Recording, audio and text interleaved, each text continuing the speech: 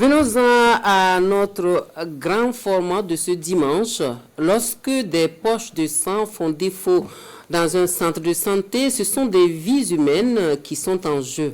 Un constat au centre hospitalier universitaire de Bogodogo où chaque jour, des vies sont sauvées grâce à des transfusions sanguines. Les moins chanceux se retrouvent parfois dans des situations critiques, comme nous le montre le reportage de Césaire Carrefour et Vincent Tiendrebego. Dans son lit d'hospitalisation, une patiente subit une transfusion sanguine, suivie par l'infirmière Guénec Poda. Mon malade, c'est une malade qui a le paludisme grave, forme anémique. Donc elle avait besoin du sang. En la regardant par rapport avant qu'on ne place le sang là, le visage en tout cas est devenu rayonnant, ça va. Ça commence à aller. Cette patiente est plus chanceuse. Au service d'anesthésie et de réanimation, Dr Idriss Traoré suit des malades dans une situation un peu délicate, en attente de sang pour des transfusions. Pour certains patients pour qui il y a un besoin urgent de sang et parce qu'ils ont beaucoup saigné, parfois on n'arrive pas à avoir le sang. C'est le sang qui apporte l'oxygène et les nutriments et quand il n'y en a pas suffisamment, il n'y a pas assez d'oxygène et les organes souffrent. Donc on les endort le temps qu'il faut pour pouvoir avoir du sang avant d'essayer de les réveiller. Ça leur permet de passer le cap de quelques heures à quelques jours, le temps de pouvoir avoir du sang. C'est le cas de 3 des patientes ici, dont 2 proviennent de la maternité, qui ont saigné en voulant donner la vie. Au CHU de Bogodougou, la transfusion sanguine est quotidienne et la demande en sang est forte pour des patients dans le besoin. Les besoins en transfusion sanguine sont énormes.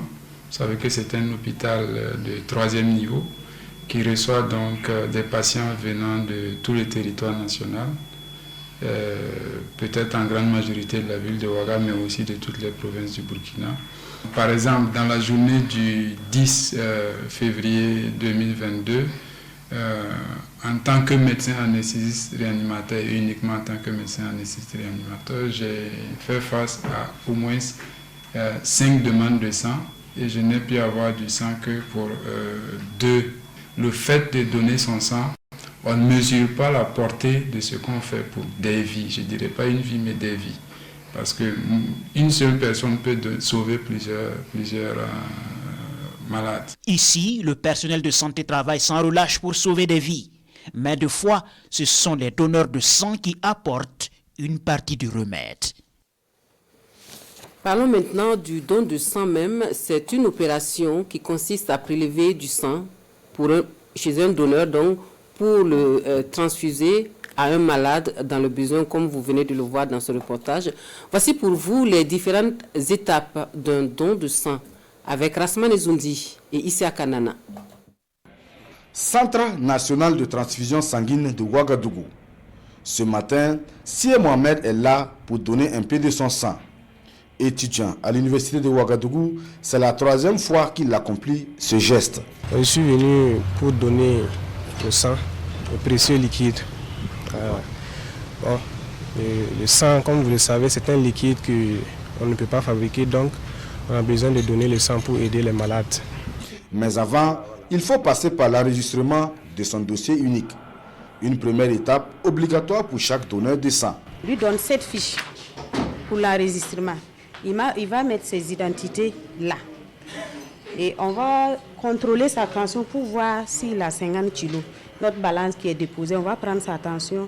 Après la prise des constantes, on doit coller cette étiquette-là. Puisque la poche doit partir avec les étiquettes-là. Et ça se colle à l'accueil. Et après, on doit donner pour qu'on enregistre dans l'ordinateur. C'est informatisé. Et après l'enregistrement maintenant, il doit passer maintenant à l'entretien pré-don. L'entretien pré-don, une étape cruciale pour tout donneur. Là, une série de questionnaires est administrée au donneur, l'objectif étant d'évaluer les risques aussi bien pour le donneur de sang que pour le receveur. Donc on essaie de poser beaucoup de questions, à savoir les pathologies. Ils ne souffrent pas des maladies telles que, on peut donner un exemple, il y a l'hypertension, il y a du diabète, il y a des dermatoses ou bien des cancers. Et puis s'ils n'ont pas été déjà transfusés, voilà, s'ils ont déjà reçu du sang d'une autre personne, ne peuvent pas donner leur sang. Ou bien s'ils n'ont pas encore fait un vaccin. Surtout les vaccins là, si ils ont déjà fait un vaccin, il faut attendre au minimum 3 mois, 1 mois avant de venir donner son sang. On doit passer par l'entretien médical avant de continuer pour aller donner son sang. Il peut être apte ou inapte. Apte, il peut aller donner son sang. Inapte, il peut attendre, c'est inapte temporaire, là quelques jours avant de revenir donner. Ou bien définitive, il ne peut pas donner son sang. Une phase passée haut les mains par Sie Mohamed. L'attaché de santé peut maintenant procéder au prélèvement, une opération qui se fait avec toutes les attentions. J'ai posé le garrot, j'ai nettoyé le point, j'ai déterminé le site de prélèvement, j'ai nettoyé correctement d'une manière centrifuge pour ne pas ramener les saletés au milieu. Voilà, au moins 2 fois. Et maintenant, j'ai procédé au prélèvement en tant que tel, à la piqûre. Quand j'ai piqué, et les premières millilitres de sang que j'ai récupéré, c'est rentré dans cette poche qu'on appelle poche satellite. Et voilà, et c'est muni d'un adaptateur pour pouvoir prélever les tubes pour les examens. En attendant que le sang prélevé ne soit acheminé au laboratoire pour ces examens, Sie Mohamed, lui, peut prendre une collation gracieusement servie. Dernière étape du processus, question de se remonter. Oui, je me sens très bien. Je n'ai pas de vertige, ni rien. Ça va. Pour moi, c'est un acte citoyen et j'invite tout un chacun à venir donner son sang pour sauver des vies. Le don de sang, un geste simple pour partager la vie. Un liquide précieux dont les besoins sont de plus en plus croissants et variables au cours de l'année. Et le sang, une fois prélevé chez le donneur, est acheminé au laboratoire. Là, une série d'examens est effectuée. Ensuite, des traitements pour séparer le sang de ses différents éléments, notamment globules rouges, donc plaquettes, plasma. Quel est l'objectif de ces traitements? Des éléments de réponse avec Rasman Ezoundi et Isia Kanana. Unité technique de préparation des produits sanguins labiles. C'est ici que transite le sang collecté sur le terrain. Et c'est toute une chaîne qui se met en branle.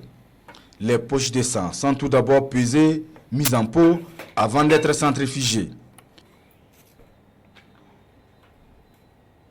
Une dizaine de minutes après, c'est un produit sanguin prêt à être séparé de ces différents éléments. On a des concentrés de globules rouges.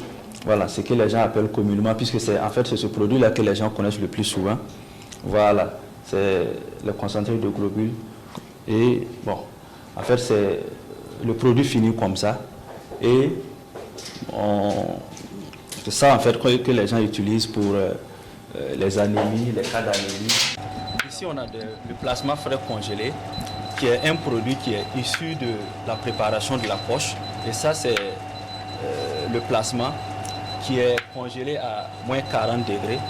Et c'est un produit qu'on utilise pour les hémorragies. Voilà. Parce qu'il renferme en fait beaucoup de facteurs de coagulation. Donc on les utilise pour certains patients. Les plaquettes. Ça c'est les plaquettes, les concentrés de plaquettes standards. En fait, c'est également des produits qui sont issus de la préparation de la poche du sang en fait.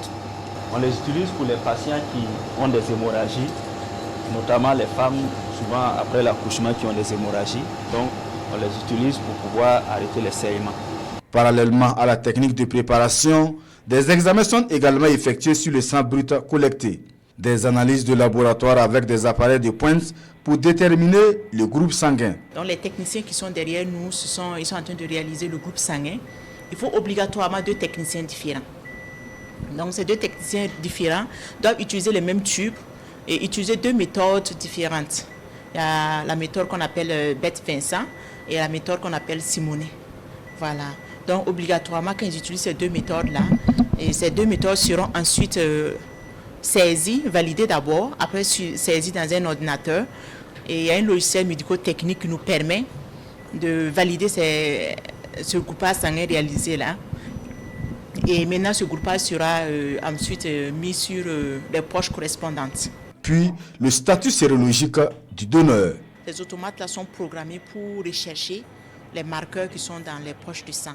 Et quand on finit de travailler, on regarde, on valide ce qu'on appelle la validation. On regarde si les résultats que l'automate nous a donnés sont de bons résultats.